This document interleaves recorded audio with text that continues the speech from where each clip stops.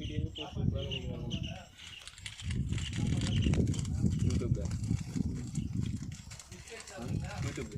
Account ஒன்று open பண்ணி full video போட்டு வந்துருக்கலாம் இன்னைக்கு.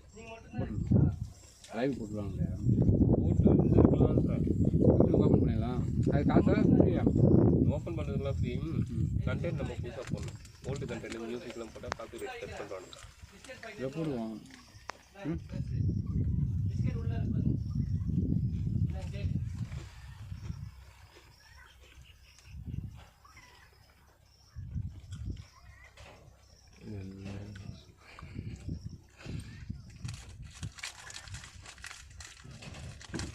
அவங்க இது ஃபுல்லெல்லாம் போடுறாங்க.